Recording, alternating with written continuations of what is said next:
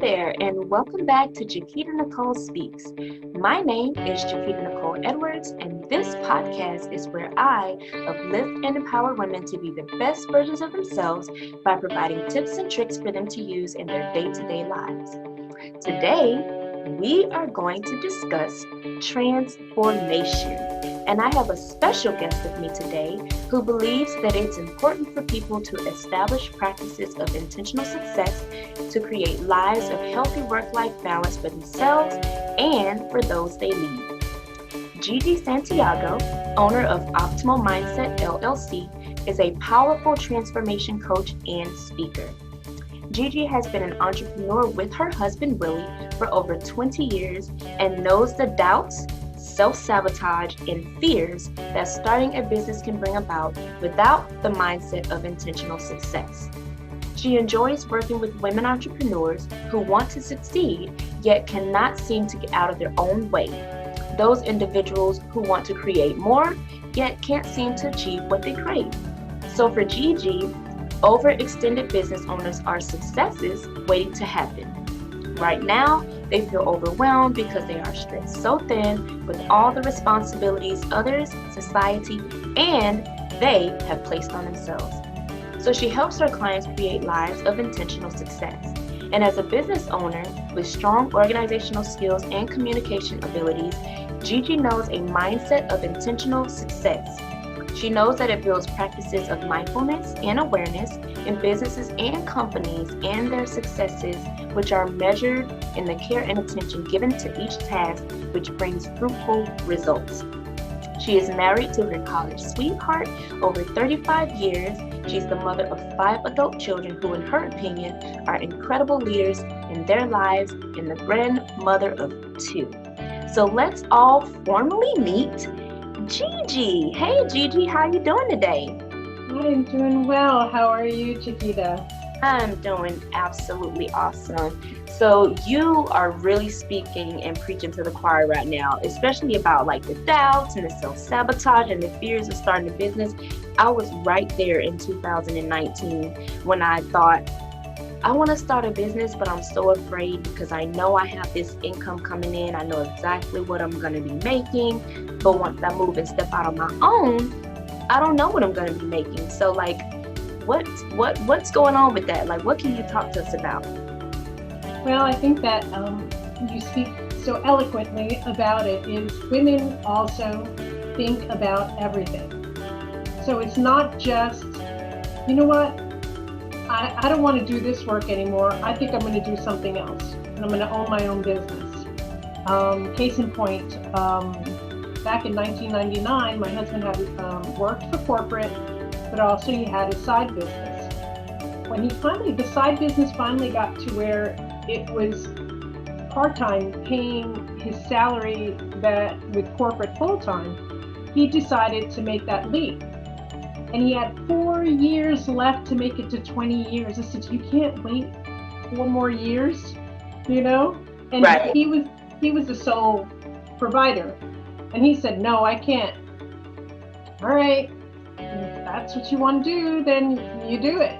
Right. But women tend to step back because we're not thinking, well, I'm dissatisfied. It's more, okay, so if I'm the breadwinner, right? Then I have to think about not just my wants, but then if I have children, those wants. Yeah. Look for support from a spouse if you have one, right? Or family members, because sometimes families are limited in how they see you. Yep. And then we just look everywhere else besides the spirit that's within us that's telling us, my soul is dying in this corporate job. I really, really need to leave it just for my sanity and my soul to be healed. And yet we step back and we wait for permission. Right. And it's just classic. So women need to take that opportunity to trust those instincts that we've been taught not to trust. Yeah. And it's amazing. It's so amazing that you say that, because the taught not to trust thing, like especially if you have parents that are like older school, because I consider myself old school, but if you have parents that are older school and they have the mindset of you need a job, you need something secure. If you say anything about being an entrepreneur and branching out and not having that security, they immediately get nervous and like, oh my gosh, is she going to be able to take care of herself? Is she going to be able to support herself and her kids? Like, how is she going to do this? Right. You don't get the, oh man, I support you 100%. This is going to be great. You know, you can always come to me if it doesn't work out. Right. You get that. Exactly. So the piece of that is really just like any successful person, women need to look at that as well. They're not different from the male counterparts. Actually, I think women have, statistics show that when women are business owners in a community, they bring and put back into the community more. I want to say it's about 60% versus the male counterpart that does it about 25%. Right. I'm not sure about statistics. I need to look back at that. But it's a huge discrepancy. That's why all of these world organizations are trying to help the women own their own businesses and create their own industries and all of that, because then they're going to put back into the culture, into the community. And it's the same thing with us as well. As we become more proficient in our business, in our roles, in our business, then we get to free up more time to, whether it's to spend with family, if we belong to a faith tradition, then give back to church, or do some charitable event, right, or belong to an organization that does that. So women owning businesses just helps the community. But it's that leap of faith, as you had said before, that we just need to trust that and trust the instincts that we have inside of us that are going to lead us to do well. Exactly. And the thing is, when you mentioned about how they don't say, oh, I support you 100%, what it is we already are fearful because it's something different. We don't know what the outcome is going to be. And when we get that kind of response, all that does is create more fear. Because it's like, what I need right now is to say, yes, you're going to do this, or yes, you got this.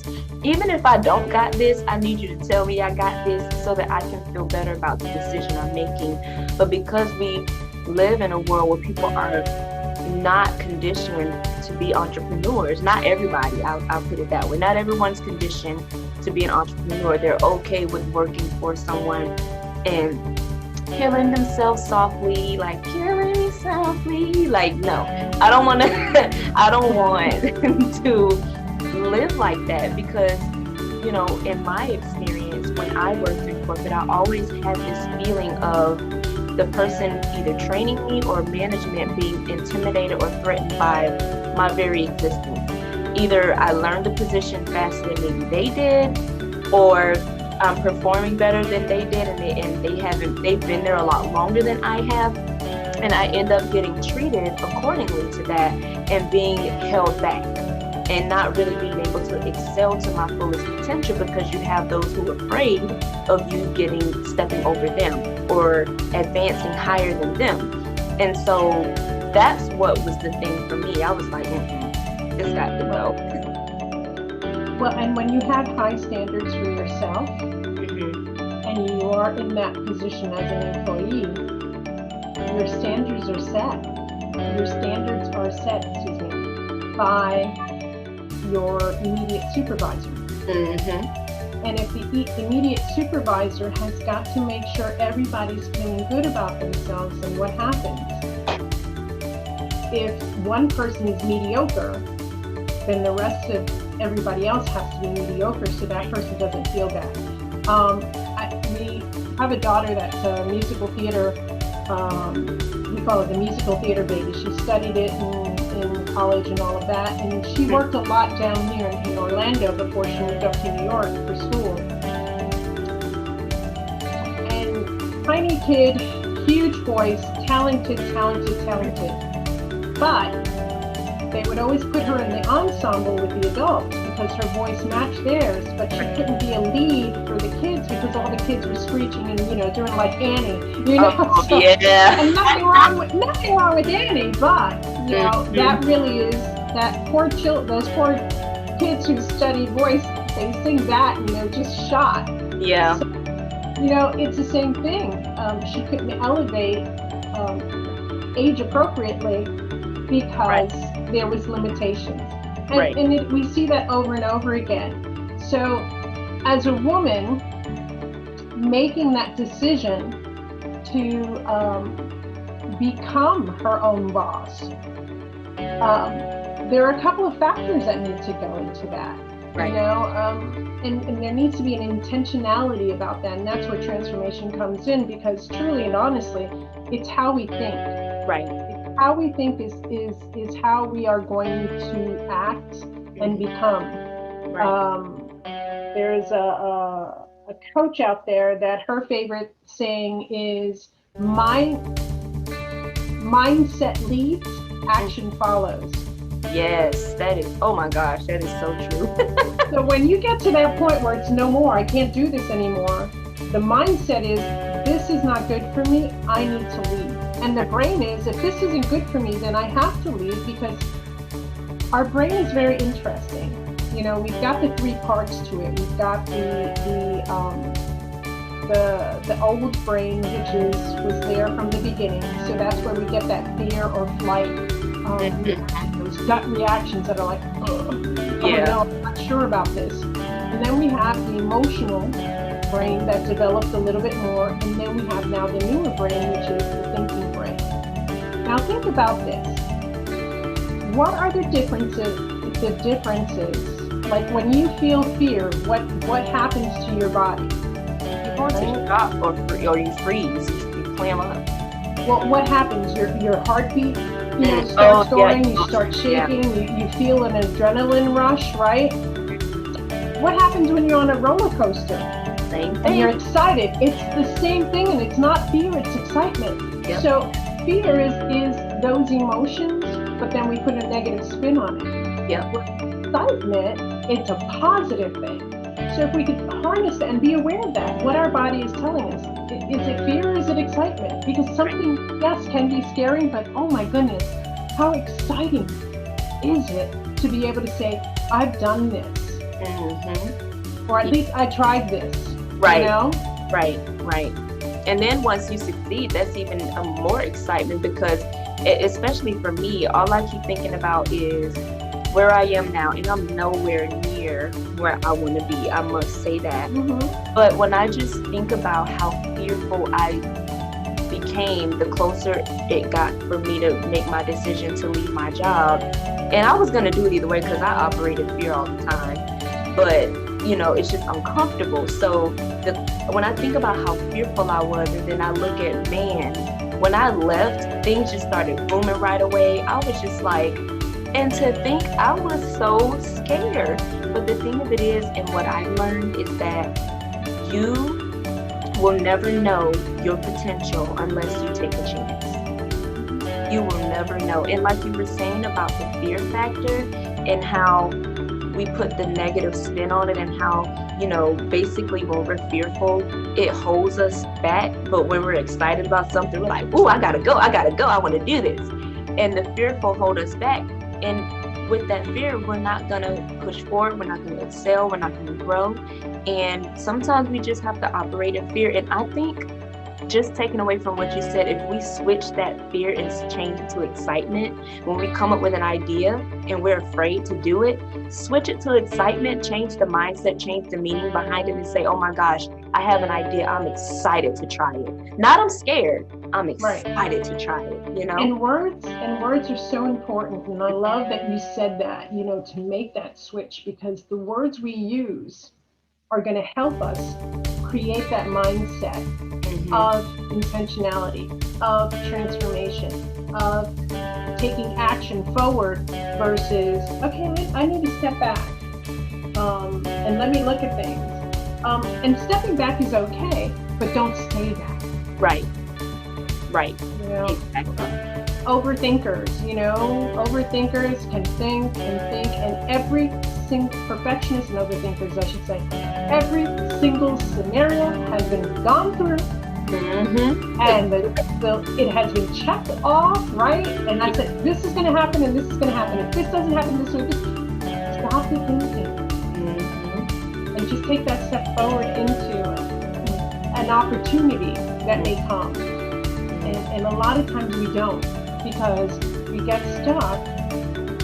Not that we don't, but it takes us a bit to because we get stuck of, okay, I've got to do this, and this, and then I've got to do with this, and how is that going to happen, you know? All right, so then women, especially strong women, we've got all these scenarios we've got going on. Okay, I can handle all this. Oh, what if something doesn't happen the way it's supposed to happen? That's not. So in our stopping and trying to be methodical, trying to plan every situation out, we don't move forward. Exactly. And it's so funny you say that. I just had a conversation with one of my good friends, and I reference her a lot on my podcast. Her name's Natalie Jones.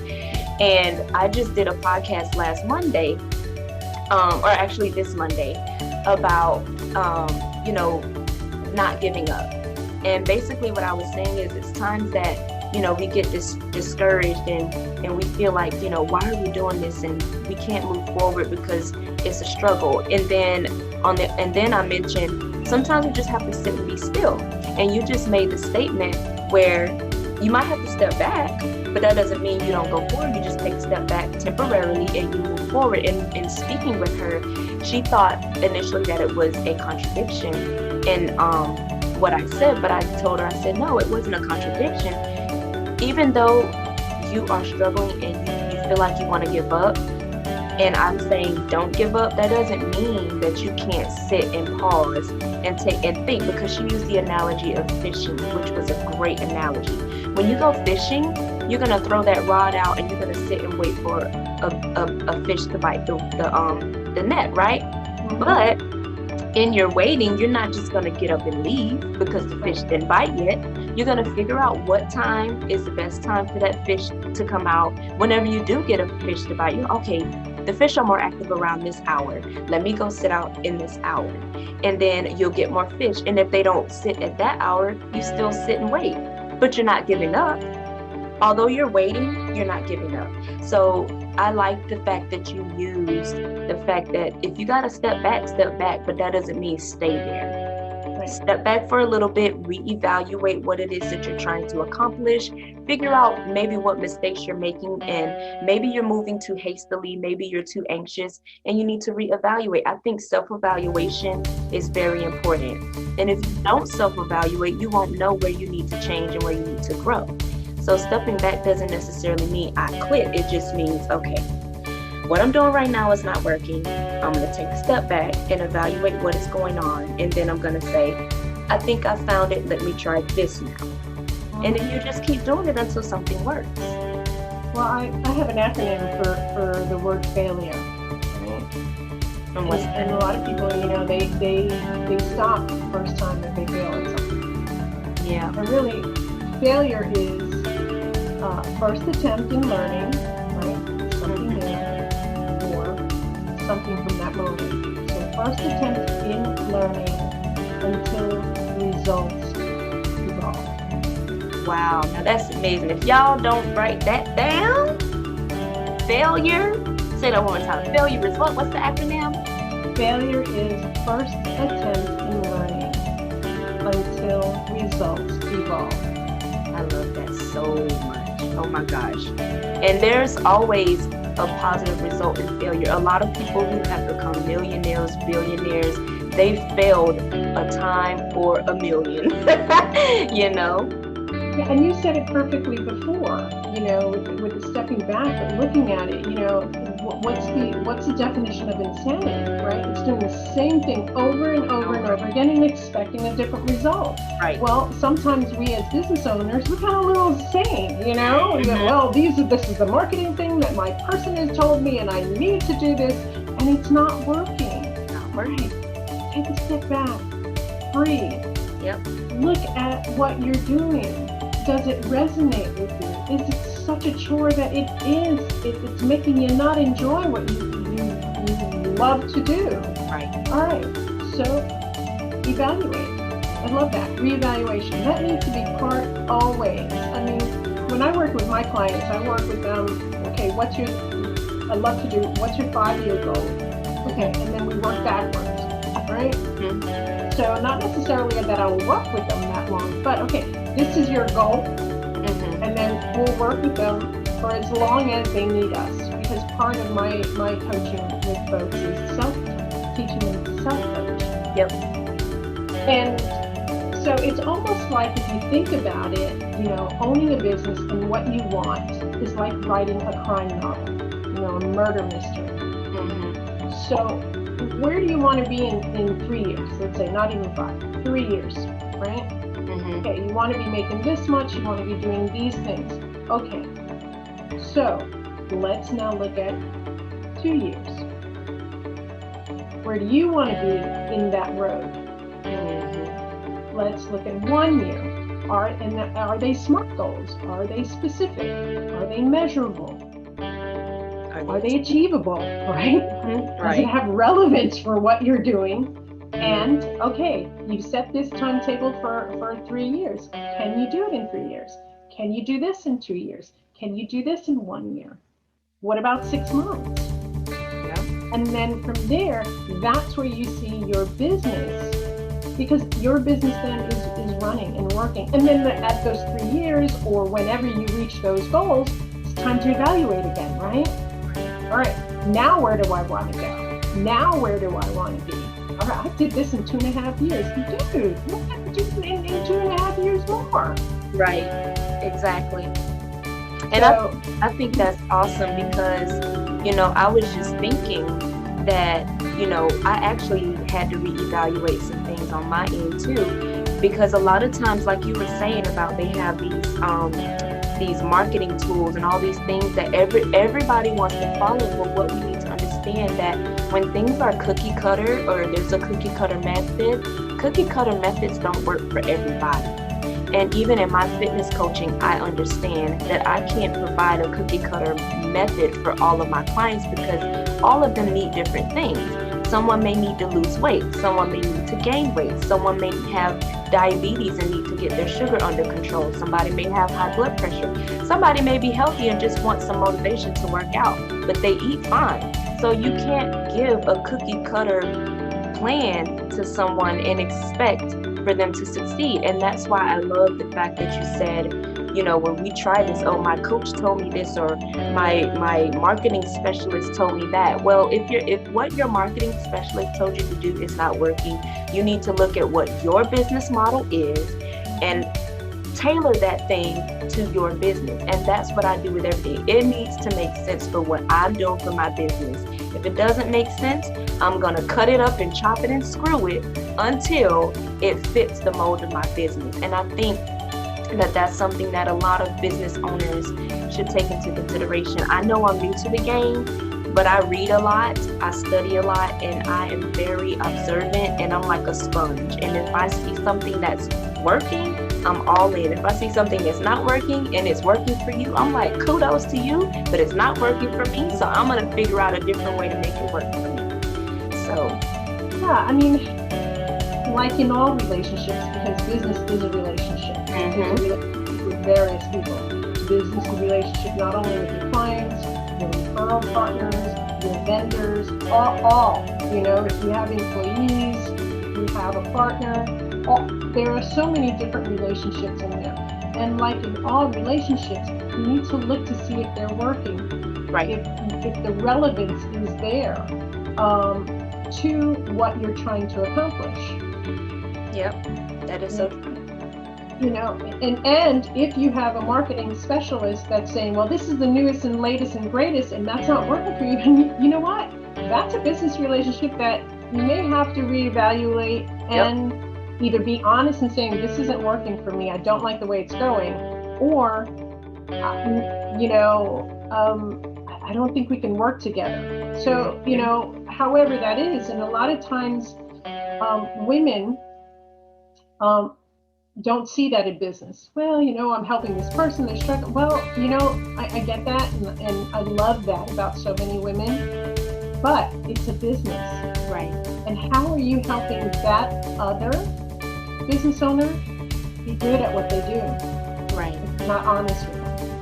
And if you don't, you know, let them know that what you're proposing has not worked for me.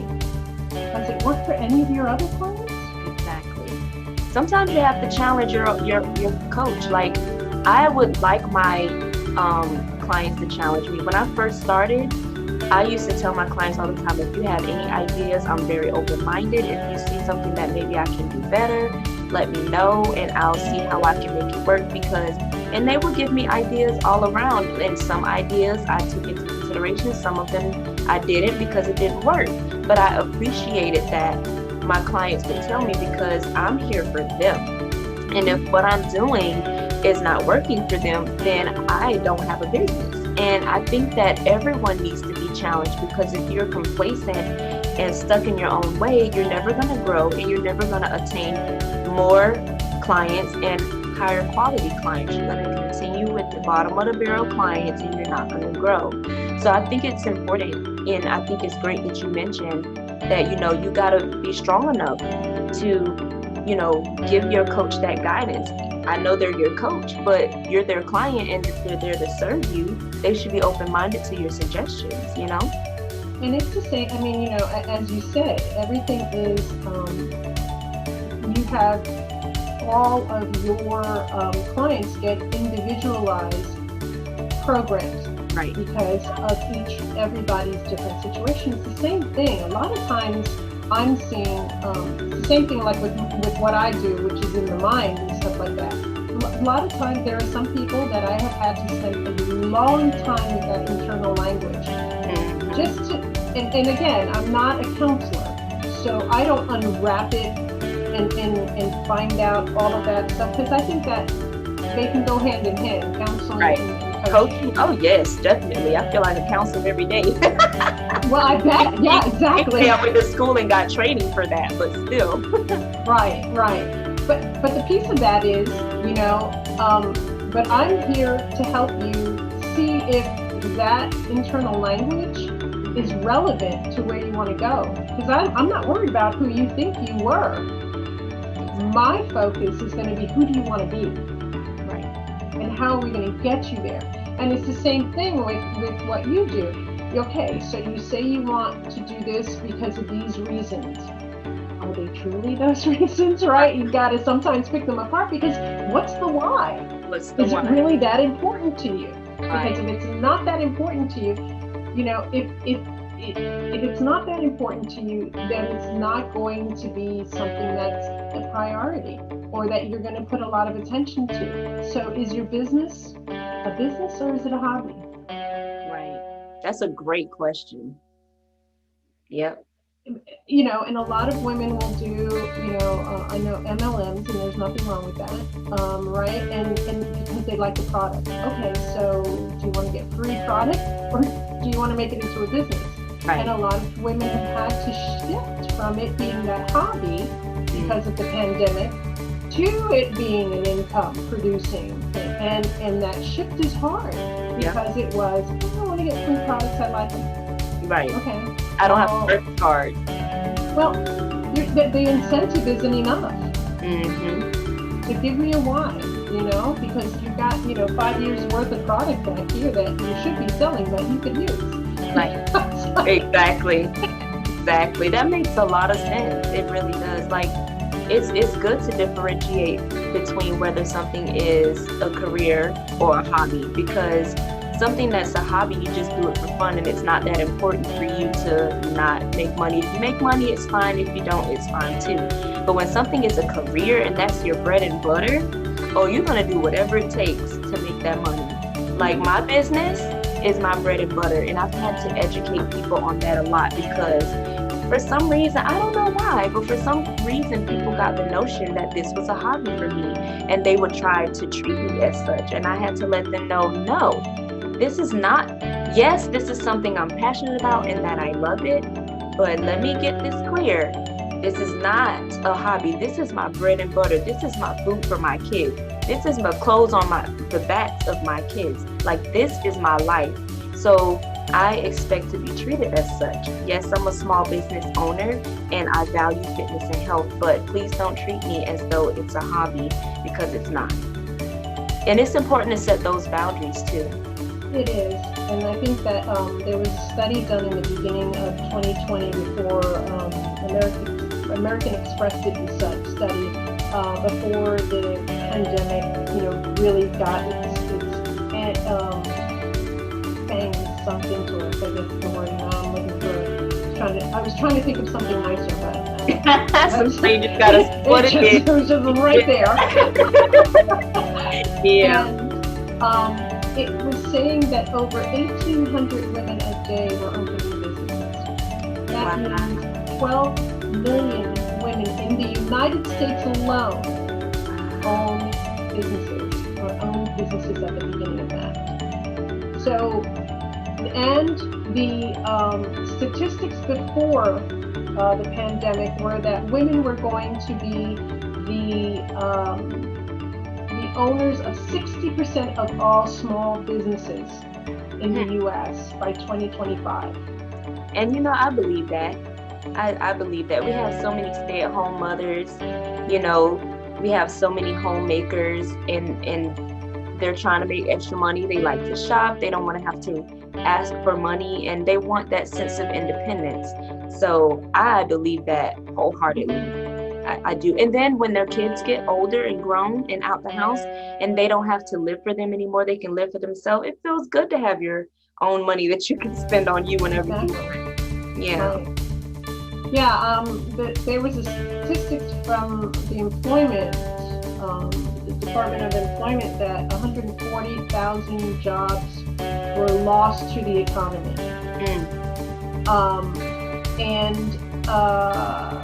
I think the statistic was 134,000 of those were women's jobs. Now I have to admit, some of the women chose not to return to their industry or their job when it became available because they were homeschooling their kids. Yep. And it's hard to do both. Trust me, I went down that road. I did both, but Lord Jesus, I was like, But imagine if you had a job. Oh yeah, that would have been. And not to say that what you do is not important, but as an entrepreneur, you can mess with that. Like your schedule is yours. Right, exactly. But imagine if you had to be somewhere or you had to be on that computer, right?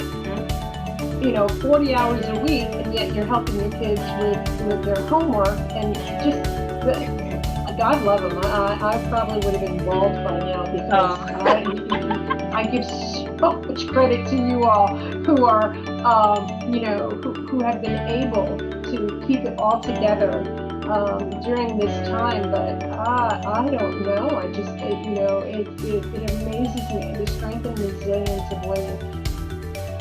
Yeah. I'm not surprised by it.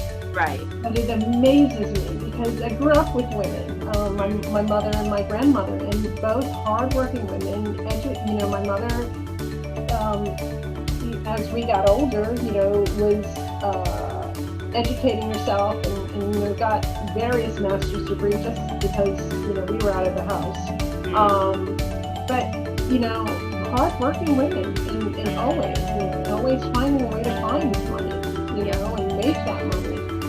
If things were needed, single parent. And so that resilience has always been a part of what I have been shown about women.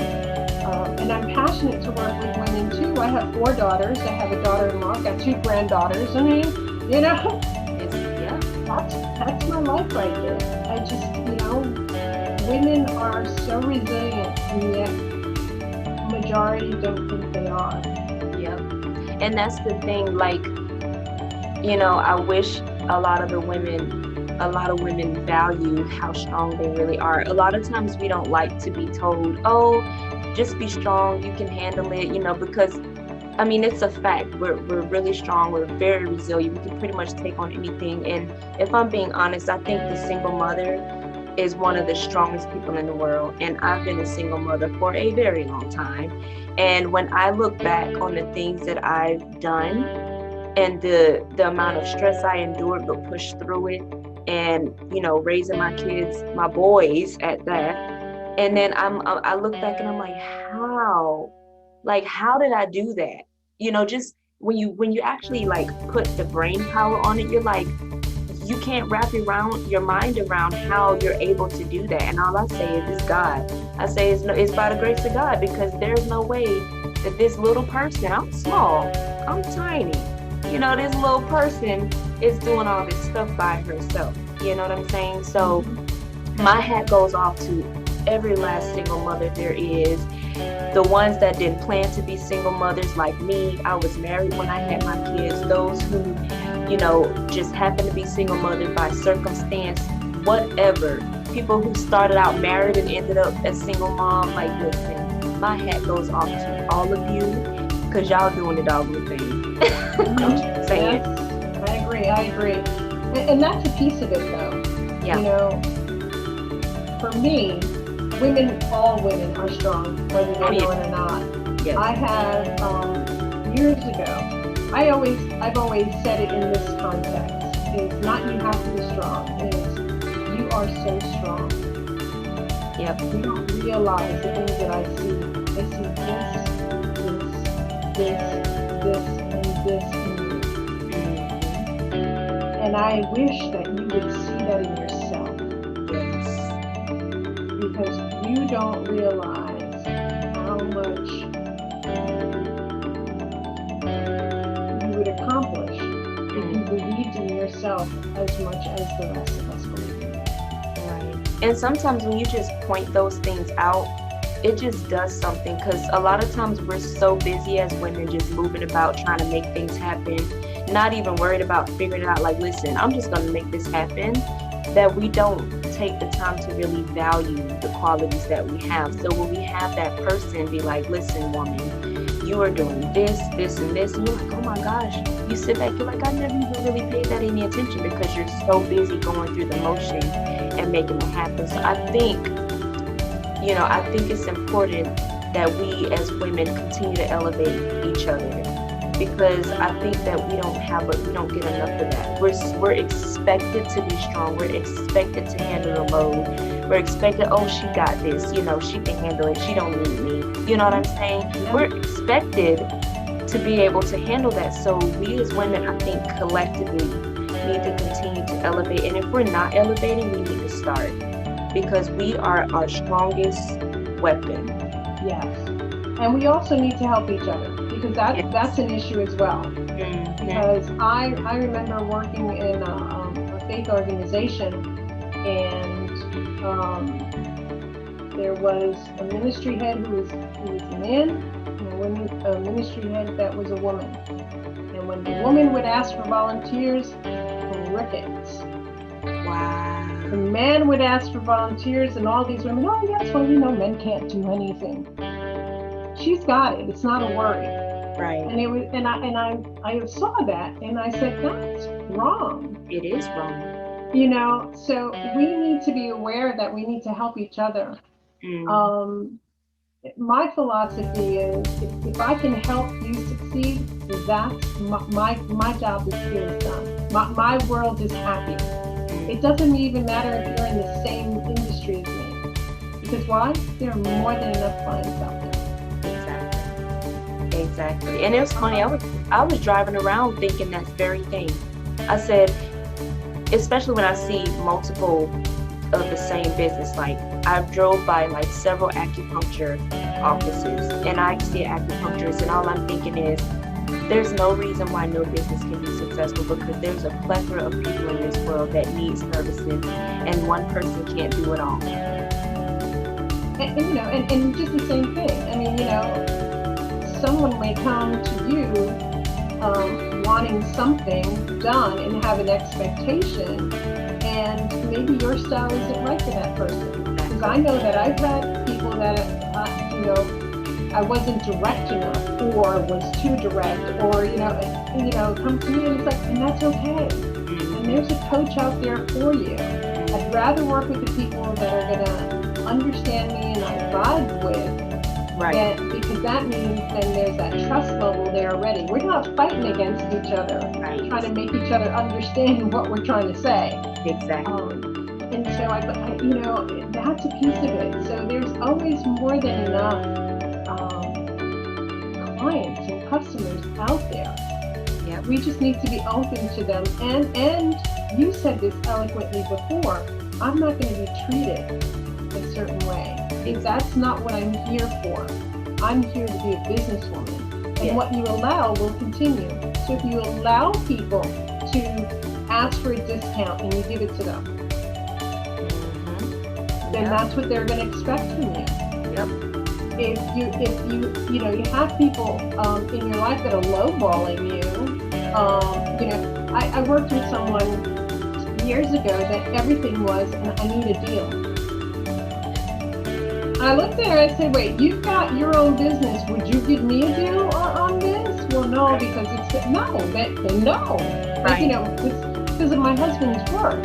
Oh, well, can he give me the Gigi special? I said, you're getting the Gigi special. That's called full price. Right. And that's the thing I don't understand also, because as a business owner myself, I'm very giving. I'm naturally a giving person. I always tell people that that's my spiritual gift, is giving. Like, I give of myself and my heart, and unfortunately it gets taken advantage of, and you find people that will, like you say, come to you expecting a discount or a deal. And if you don't give them the deal, whether it's family, friends, or whatnot, if you don't give them a deal, they don't want to work with you, but they'll go pay somebody else they don't know full price. And I think that's not fair, because you have all these big companies, and I'll use my product as an example. I hand make all of my skincare products, from facial soap scrubs to sugar body scrubs to body butters for your skin, right? And I will have people, and have had people, ask me to specially, I want that butter, but can you not put this in it? Or I want that butter, can you add a little extra this? And I'm thinking in my mind, if you go to Publix or Whole Foods and you look on that shelf and you see a cucumber melon body scrub, you can't contact that company and say, hey, can you make me a special one with the melon and not the cucumber? It doesn't work like that. And I think that we need to respect small businesses as much as we do the bigger ones. Just because I make it in my house with natural products and I can very well cater to your specific request, that's extra time and it's extra money. Exactly. And it's not. Yes, I can do that for you, but the price will be this. But the price will be this. Or no, I'm not going to do that, because that's not how my body butters are made. Either you want it or you don't. When you go to the store, if it's a cucumber melon and you don't want that one, you go to the next thing and you get that. So that's, and it's not wrong for us to set boundaries in our business and say, no, this is not what I'm doing. This is how I make it. Either I have products without this, you can have that, or you can have this. I'm not making a special product for you. So I just, like I said before, boundaries are important in relationships, in business, anywhere. Boundaries, client, all of that. You have to have boundaries, because they will do exactly what you allow them to do. If they know that they can come to you and spend $10 when your product is $100, they're going to pay $10. Oh yeah. Everybody loves a coupon. Yeah, exactly. Everybody loves one. I mean, I love a coupon, but I also pay for service. Mm-hmm. I've gotten to the age where I don't do fast food. Yeah. I'm not standing in line to get my food. And my mother would say that like 30 years ago. She was saying like, oh, Mom, whatever, but I'm at that age. Yeah, I'm not even your age, and I don't have the patience to be standing in a long line. If I see it wrapped around, I'm like, it's not even that serious. I can cook at home, and my food be ready, and it's healthier, so no thank you. Exactly. Yeah. But this, that's the piece of it, though. It's like, I'm providing you a service. You're providing your clients a service.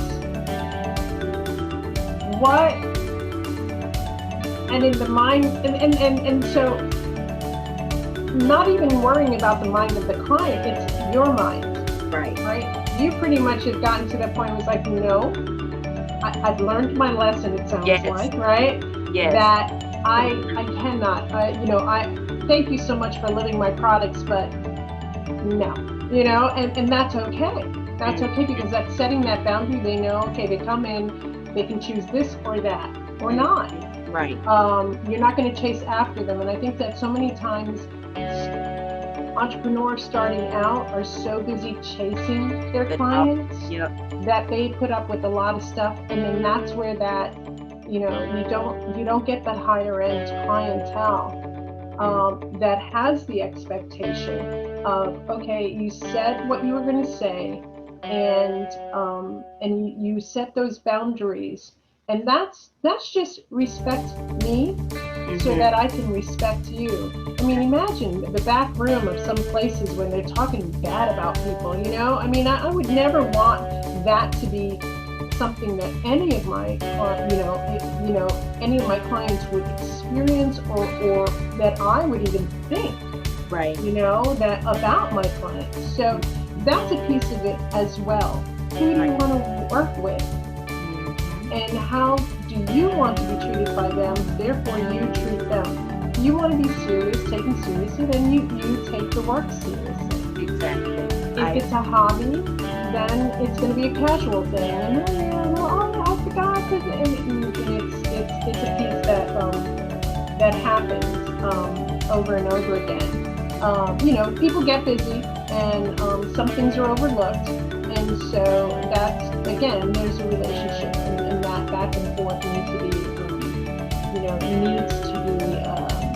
continued on, over and over and over again. It's a relationship. Yeah. Nonetheless, I really enjoyed this segment today, talking about transformation and transforming your mind and having a business as a woman, and how important it is, because I know that although the large number that you said started businesses during COVID because they were pretty much forced to, I know that there's a lot more out there that have that desire. And if we're going to reach that goal, which I know we are probably going to surpass it by 2025, I hope that, the listeners that hear this podcast, the women that come on, that they're empowered to just get out there and do it. Get out there and do it. Turn that fear into excitement, and just, like I say all the time, be like Nike and just do it. Just do it. Yes, put it into action. And I really appreciate you, Gigi, for being here today. How can the listeners get in contact with you if they need to? Oh, well, thank you for the opportunity. They can visit my website, www.gigisantiago.com. They can find me on Facebook at Gigi Santiago, COM, Gigi Santiago Coaching Optimal Mindset. Or they can give me a call at 407-675-9875. Sounds great, and I will make sure to have that information in the comment section of this video and on the podcast, so that you guys can reach out to her and get some more incredible information. She's a phenomenal woman, very strong, and I learned so much from her just from the few times that we've spoken. So thank you so much once again. This was a pleasure. Thank you so much, Chiquita. I really appreciate it. Love talking with you. Thank you so much. I appreciate that. Well, listeners, it's been great. But until next time, Chiquita Nicole Speaks is out. Ta-ta for now.